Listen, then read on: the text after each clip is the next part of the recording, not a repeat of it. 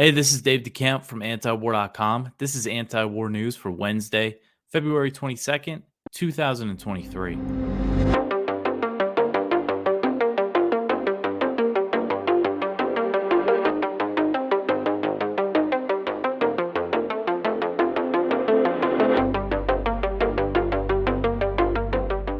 All right, the first story at the top of antiwar.com today.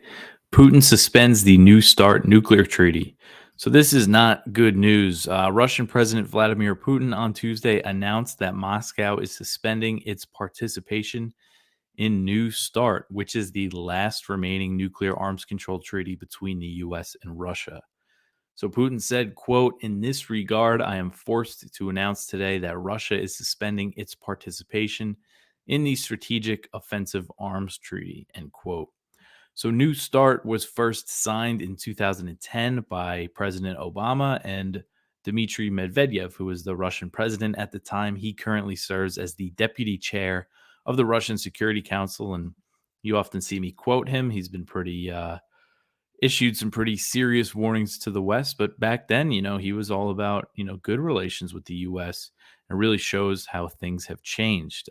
If you remember Obama laughing off when Mitt Romney said that Russia, was our top threat around that time. Anyway, so New START, it was signed in 2010. It replaced the START 1 treaty, which was similar, but New START had more restrictions. And it came into force in 2011. It caps the deployment of nuclear warheads at 1,550. So that's what it limits. It limits the deployment of nuclear warheads that for both the U.S. and Russia. And it also places limits on the deployment of launchers, including intercontinental ballistic missiles, submarine launched ballistic missiles, and heavy bombers. New START was set to expire in February 2021, but President Biden and Putin, they agreed to extend it. It was actually one of Biden's first foreign policy moves when he came into office in January 2021, because the Trump administration, they looked like they were going to let it expire.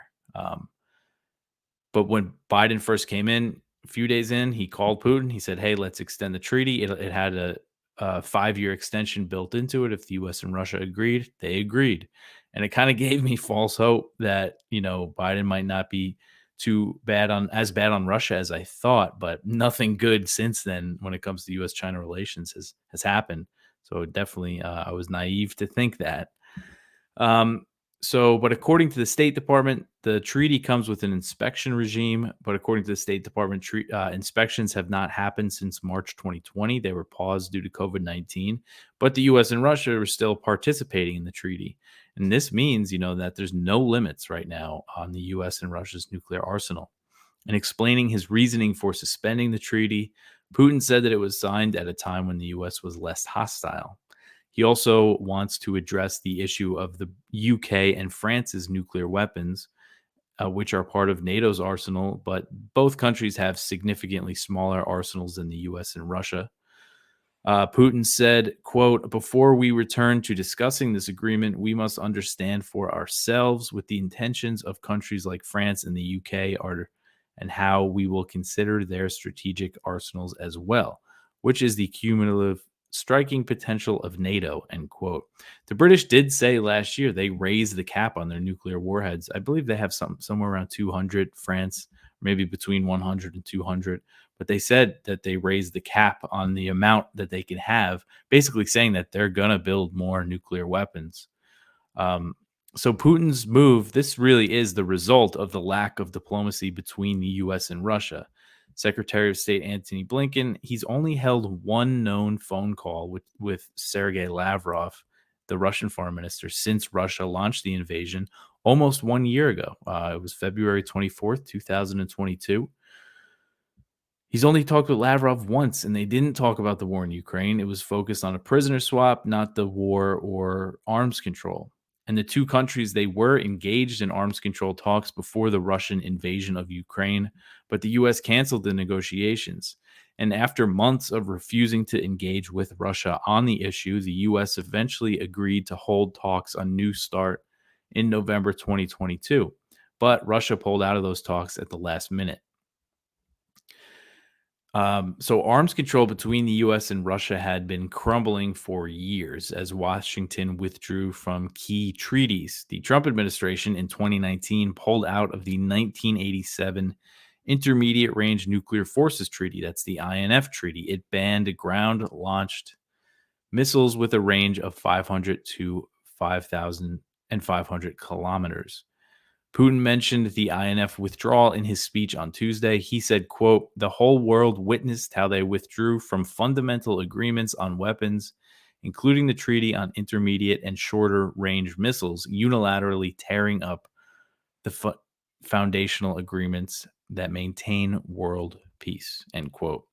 The Trump administration also withdrew from the Open Skies Treaty. They did that in 2020, and that allowed unarmed surveillance flights over participating countries.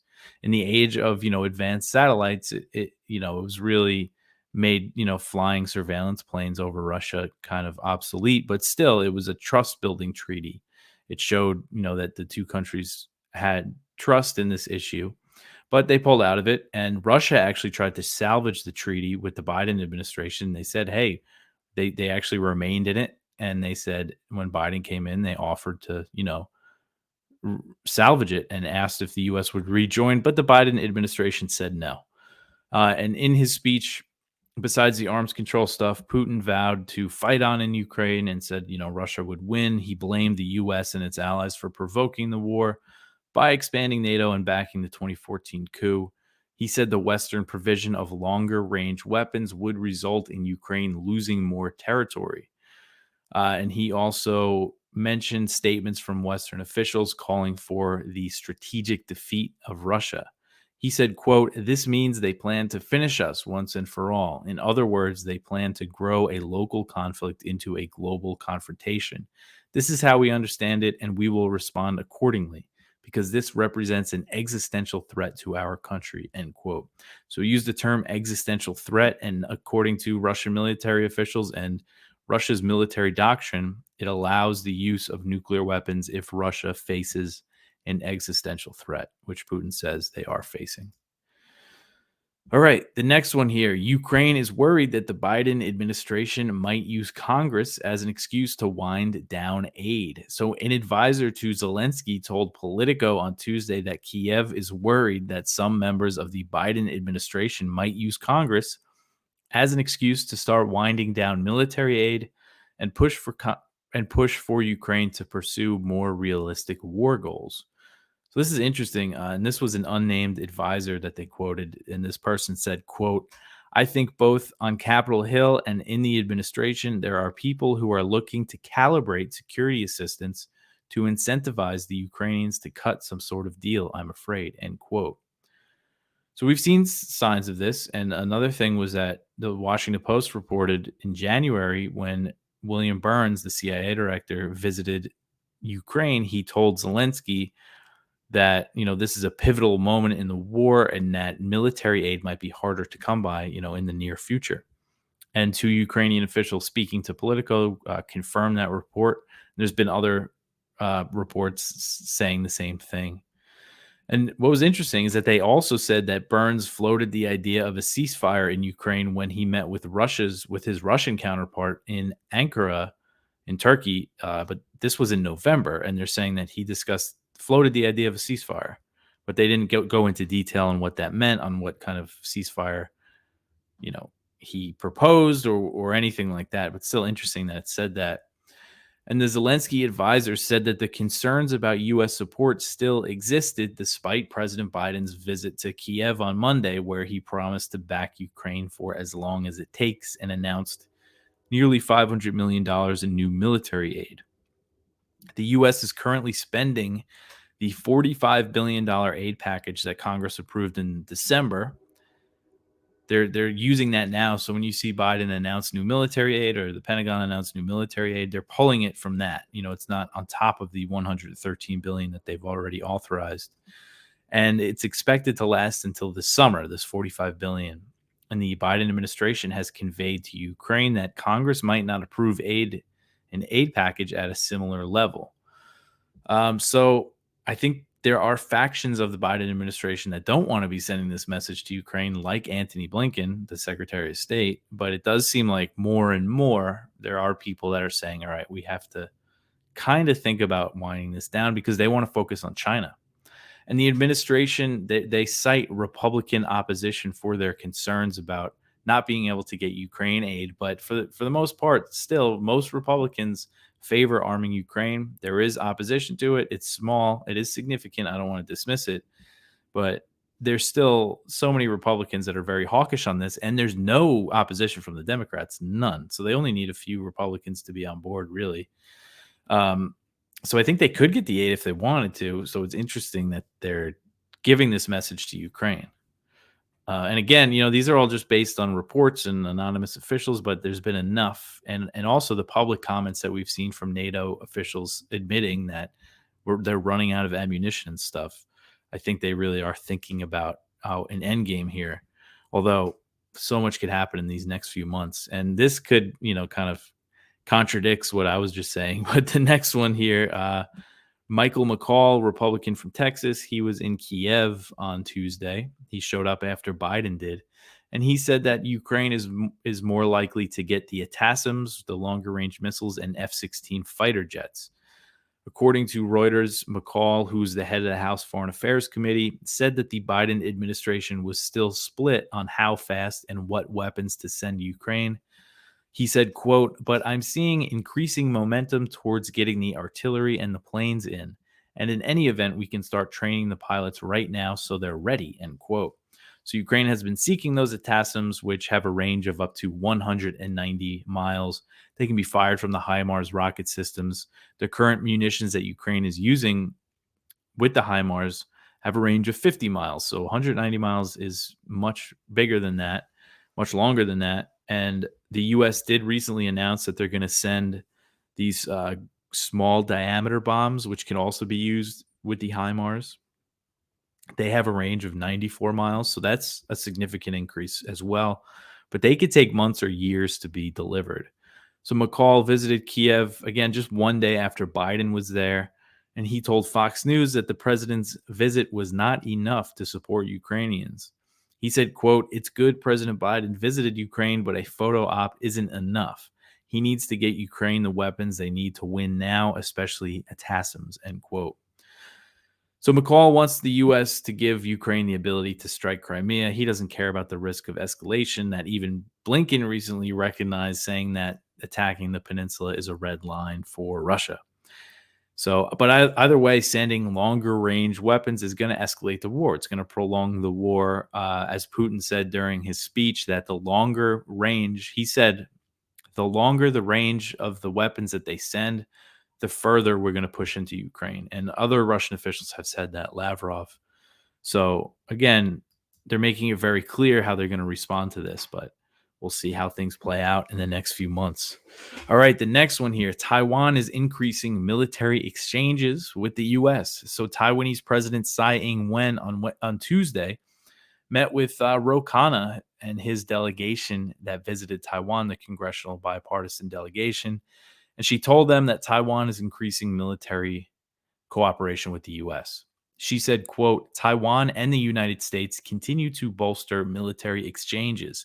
And going forward, Taiwan will cooperate even more actively with the United States and other democratic partners to confront such global challenges as authoritarian expansionism and climate change," end quote.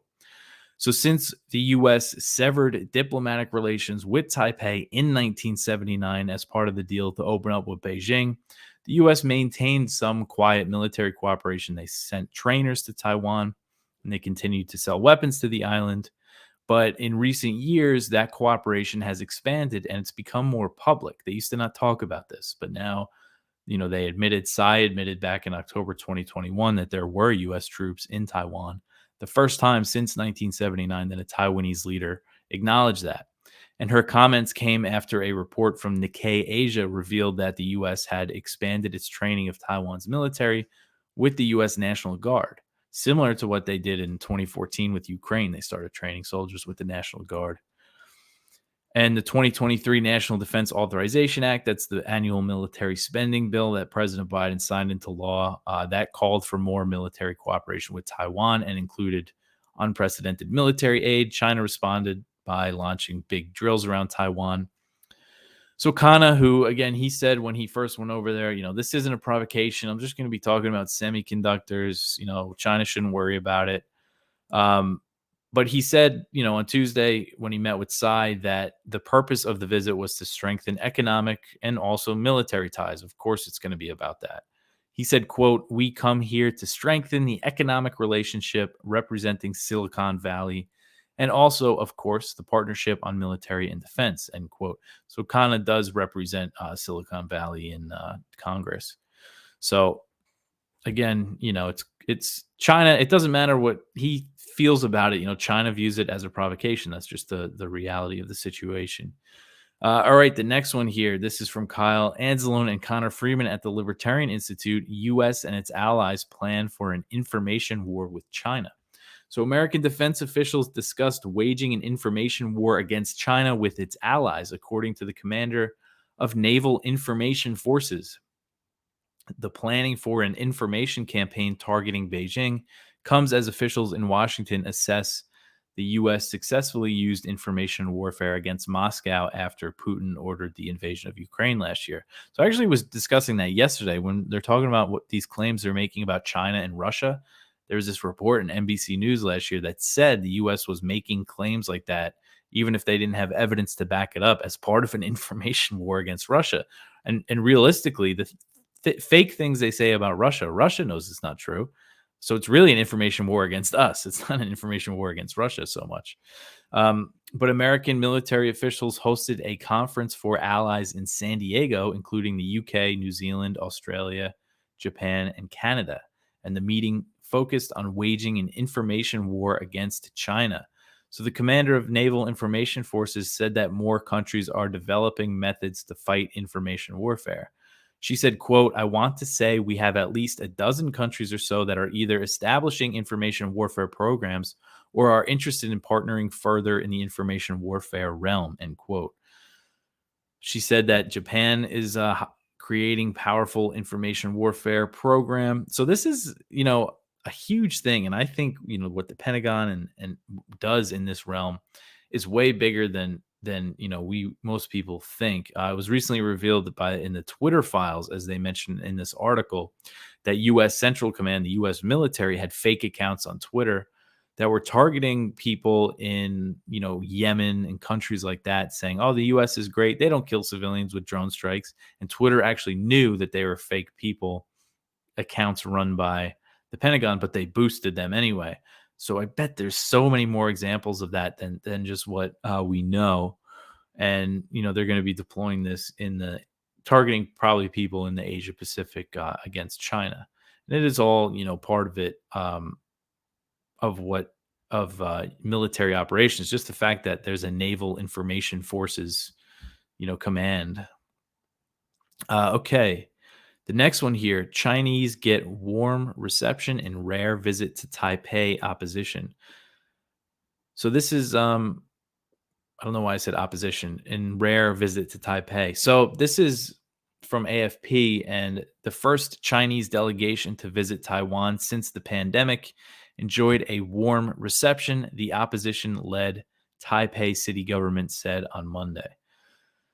So Taipei, the mayor, is part of the opposition party, the Kuomintang party. The ruling party is the Democratic Progressive Party. That is President Tsai Ing-wen's party, and they're more independence-minded. While the Kuomintang, which is, the original party of Chiang Kai-shek, who the U.S. backed in the Chinese Civil War, who fled to Taiwan and ran the island as a military dictatorship until the 1980s. It's interesting that the Kuomintang is now more friendly with mainland China than the other parties, especially the DPP.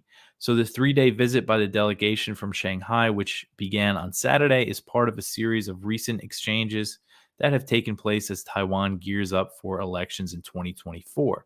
So the Kuomintang just did very well in the local elections.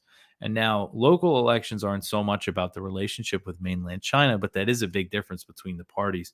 So it'll be interesting to see what happens in 2024 if the Kuomintang, that could really change things for the U.S.'s plans for using Taiwan against China. The Kuomintang is not going to be as eager to play along.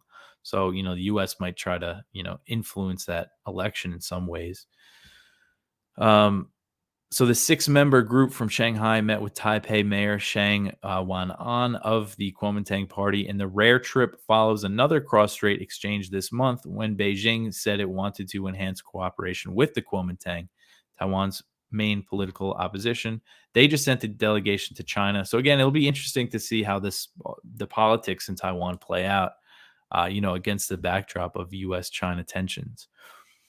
All right, the next one here. Israel and Saudi Arabia hold talks on increasing military ties. Israel's new government under Benjamin Netanyahu has stepped up U.S.-backed talks with Saudi Arabia on forging stronger military and intelligence ties. This is according to a report from Bloomberg. And the talks are part of an effort to forge a NATO-style anti-Iran alliance in the region between Israel and Washington's Gulf Arab allies. That's part of the U.S.'s plans as they have stepped back a bit from the Middle East. They still want, this influence in the region, control of the region, and they want Israel and Saudi Arabia, the UAE, Bahrain, those countries like that to form this alliance against Iran. And while the Saudis have not normalized with Israel, the two countries have quietly increased cooperation, including by participating in their first public joint military exercise in 2022. The Bloomberg report said that Israeli and Saudi officials held talks ahead of a meeting of the U.S. Gulf Cooperation Council working group that took place on February 16th. More talks were expected to happen at the Munich Security Conference, which was held over the weekend. So Israel has increased cooperation with America's Gulf allies since normalizing with the UAE and Bahrain in 2020 under the Abraham Accords. Since then, the U.S. has brought Israel under the umbrella of CENTCOM, which is the command responsible for the Middle East. Before that, Israel was under U.S. European command, even though they were in the Middle East. And the reason for that was because they didn't have relations with most of the U.S.'s allies in the Middle East. But now, since they open up with the UAE and Bahrain, it's easier for them to do things like joint military exercises. So that has facilitated this cooperation. And really, the U.S. and Israel, they want a future anti-Iran alliance in the Middle East to focus on integrated air defense systems. So Saudi officials have insisted that a normalization deal with Israel would hinge on the creation of a Palestinian state, which is not going to happen under this new government, this new Israeli government, as they're made up of settlers and they're vowing to expand settlements in the West Bank. But it is possible that Saudi Arabia could eventually be convinced by the U.S., bribed by the U.S. to open up with Israel if they offer more military assistance and arms sales, like the F-35 or something like that. All right, so the last story in the news section today: families of 9/11 victims are not entitled to Afghan funds. So a U.S. judge has determined that families of the victims of the September 11th attacks are not entitled to Afghan central bank funds that the Biden administration has seized. So during the Taliban takeover of Afghanistan and the U.S. withdrawal in 2021, the Biden administration froze $7 billion in Afghan central bank reserves that are held by the Federal Reserve. Biden signed an order to make half of the funds, $3.5 billion, available for 9/11 families through lawsuits, even though the people of Afghanistan had nothing to do with the attacks. U.S. District Judge George Daniels in Manhattan said that allowing the money to go to 9/11 families would amount to recognizing the Taliban as the legitimate government. So this is how the ruling went down. He's basically saying that because the U.S., the government, does not recognize the current government in Afghanistan, the Taliban-led government, his court didn't have the power to recognize that. I don't know, to rule that this money should go to them. He would have had to recognize that, and he's saying he doesn't have the power, so he couldn't do it. And a lawyer from one group of the 9/11 families said that they disagreed with the decision and will appeal, but other 9/11 families have called on President Biden to release the funds to the Afghans. They sent a letter to President Biden in August 2022 calling it immoral, calling it morally wrong that they should receive these funds and deprive Afghans who are facing all sorts of problems, food shortages, and risk of famine. So this letter was really interesting to see. Um, I'll just read a little excerpt from it. They said, quote, any use of the $7 billion to pay off 9/11 family member judgments is legally suspect and morally wrong. We call on you to modify your executive order and affirm that the Afghanistan Central Bank funds belong to the Afghan people and the Afghan people alone, end quote. And they said that none of us, want to take money away from starving Afghans. And the Biden administration, they said that they would put the other $3.5 billion, the other half, into a Swiss bank account that would be used for aid for Afghanistan that would bypass the Taliban. But it's not clear if that money has been dispersed, if they've even done that. I haven't really seen anything on that. And besides these funds, freezing and seizing these funds, the U.S. still maintains sanctions on the Taliban, which means the Taliban is the government. So Afghanistan is under crippling economic sanctions. And the sanctions discourage international companies and banks from doing business in Afghanistan, making it harder for Afghans to find relief. The UN just recently warned that 6 million Afghans are facing the risk of famine, but the US has shown no interest in removing the sanctions on the Taliban or releasing the frozen funds. They don't seem to care. All right, that is it for the news. Go check out our viewpoints. We have one from Ted Snyder. He asks, is China considering supplying Russia with weapons? So he gets into that whole issue. We have one from Medea Benjamin and Nicholas J.S. Davies. Who's winning and losing the economic war over Ukraine? Getting into the sanctions and all that. One from Stephen Kinzer. Putin and Zelensky, sinners and saints who fit our historic narrative. That's at Responsible Statecraft. We have one from Norman Solomon, War in Ukraine and ICBMs, the untold story of how they could blow up the world. And our spotlight is from Caitlin Johnstone, the power-serving myth that anti-war protests make no difference. So she gets into the Rage Against the War Machine rally and, the criticism that it doesn't make a difference. And it's interesting, her take on it. So go check that out. But that's it. And we also have, again, we always post stuff in the blog that I never really talk about, but we have my interview with Russell Brand that I did on Monday. And we have Kyle Anzalone's show, Conflicts of Interest. That's his podcast and YouTube show that we post in the blog. And he talks about President Biden going to Kiev. We have one from Thomas Knapp, who helps us out as our comment moderator, which is a big help for us because that's not something I want to deal with. But Aloft in Search of Monsters to Destroy. He's also a really good writer, Mr. Knapp. And we always have a lot in there. Oh, we have our speech from Eric Garris, who's the director of antiwar.com, co-founded it in 1995. He gave a speech in San Francisco at the Rage Against the War Machine rally there. So that's really good. So go check that out. Again, just because you listen to this show doesn't mean you should not go to antiwar.com and poke around. And of course, read our viewpoints because, it's not like I'm reading them, but just the opinion pieces.